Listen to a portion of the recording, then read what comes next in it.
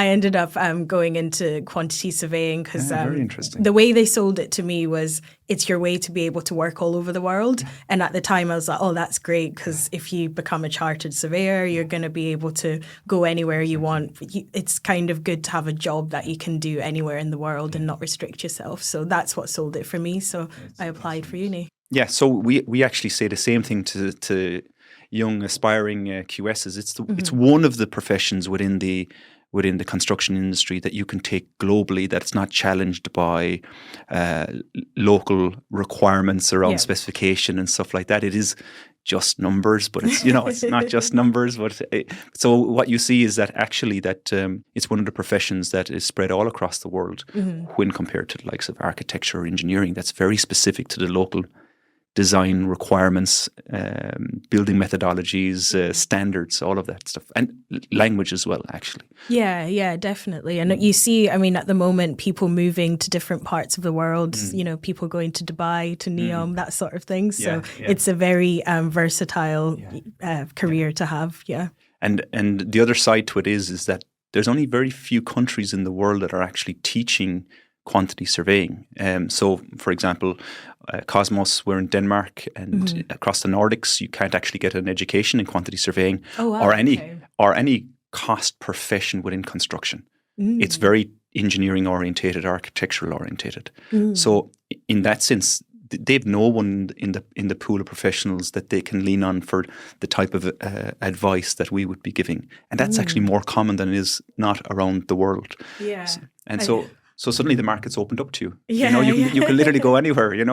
You become a commodity as a quantity surveyor. Yeah, I think what I've learned working now that I'm working in a tech company, we were actually having to explain what a quantity surveyor is to our American colleagues, because that role is almost subsumed within the project manager's role. Exactly. So when you're actually working in an international environment, you take it for granted. Quantity surveyors don't exist everywhere, and trying to sell the benefits of why you should have somebody specifically committed to cost management. And that's interesting, because back in my day in university, I'm not going to tell you when because it's so long ago, but I didn't really understand that in university. I was in quantity surveying, it makes sense to me. We learn it, we come out of it. We're working locally in the Irish or UK market. Yeah, it makes sense. But it wasn't really until I started traveling abroad that I realized that it didn't exist as a profession globally. And those conversations like you have with your American colleagues, we're having them every week. We've been having them every week for over a decade, but we'll continue to have them because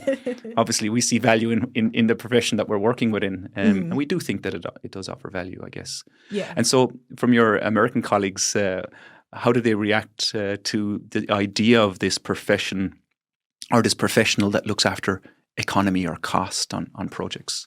Yeah, I think it's when we're trying to break down the construction cost management process, because if you're trying to digitize construction, you need to be able to break it down into its component parts of who does what and how does it go. So essentially the conversation is usually just trying to map out the processes so that we understand, the differences between different geographical areas. Yeah. And that is the challenge, because there's nuances of ways of working around economy and cost that do differ in almost every country. There is a basis of similar processes just because our industry is kind of the same. It's construction at the end of the day. You build from the ground up, not from the roof down. You have to follow that process. You need to design something before you build it, type of thing. But nevertheless, it's I think that the profession, the value add is quite different, and the advice maybe that the industry is getting can be quite different around cost management when you do have the professionals behind you. So university was the first instance, albeit you really loved working with kind of hardware, I would say, and software, CD-ROM software. The younger people won't understand what that is, but that's okay. We're going to have to get a picture up online just for that, just to see what that. Yeah. Looks like a frisbee. Okay, we'll just go as far as that. But it has been something that's always been in you, I guess. Then from the digital aspect, but medicine. I think I have a cousin working in medicine. They provide tech to the medical industry, and they say it's way behind. So I'm wondering, would you have the same influences if you ever went down the road of medicine that you're having now, working in construction? Yeah, I mean, there's a lot of health tech things going on. So I know people that are doing startups in that area. So I think everything is kind of converging into whether it's legal tech, fintech, health tech, everything's going in the same direction. But arguably construction is still very far behind. I mean, even in the time that I was working in industry, I did have a moment where we had contract documents being put on a CD. So it's like that's within, in the last decade. That's within the decade. Wow. So if you think about that, then we're definitely still got a lot of work to do.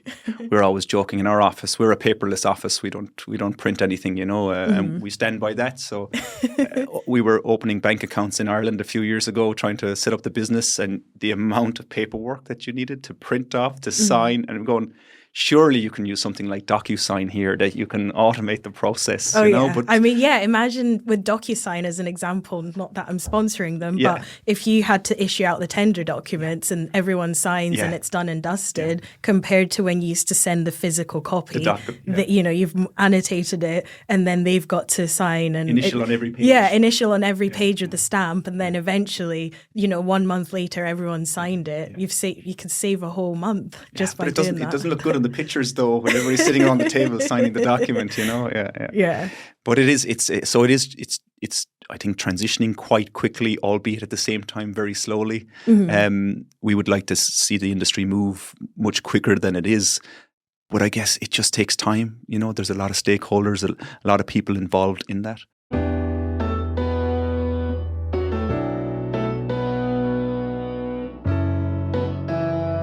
But I wanted to ask you, how has your professional life over the last 7 or 8 years within both the consultancy now and within tech differed from university in terms of what you were learning in university? Has there been a lot that has been missed, or would you say that university really are covering the subject matters needed from the industry today, from a tech perspective? Yeah, I mean, I can only speak from my own experiences, but when I was at university, we were learning about what was going to happen in the future. Yeah. So like I said, we were learning about big data and sort of construction, technology, wearables, and that sort of stuff of like, this is where we're going to be in the future. Now, so that was, I graduated in 2018. So now we're in that future. Some of those things have started to come to pass. So if we talk about things like big data, companies starting to look at their business data analytics, things like Power BI. I wrote an article about that a few years ago, and you're starting to see companies use platforms like that to analyze their data. And then things like you start to see some of the technology around, I've seen like robots that can go on site. I think that sort of stuff is still in the testing. So you've definitely seen like progress. But then there's still other areas where, for example, trying to get people out of Excel is just very, very difficult. Like usually I'm having conversations with people, they'll say, tell me what your current process is. And they'll just explain, oh, we do this in Excel and we do that in Excel. So I think from that end, although there's technology solutions out there, people are struggling to get out of their existing processes. So I think compared to where I think we should be, there's still a long way to go. But like I was saying with the example with tendering, like people are moving towards digital tendering and less paper-based, and that's dramatically changed. And then also even things like, I don't mean to keep using names of specific solutions, but SharePoint, I remember when we were moving from the sort of local drive to a SharePoint type solution. So even that is a big change because at the time in uni we were talking about common data environment, as in you have a single space where this is more from the document management perspective. You have a single space where the documents are. You have nobody can change it. In out that kind of thing, and we're getting there, and I think that's amazing. So in as much as we bash the industry for not being there, there's a lot of things to celebrate in that we're moving on. I find it amazing that we're still transitioning in some of that stuff. So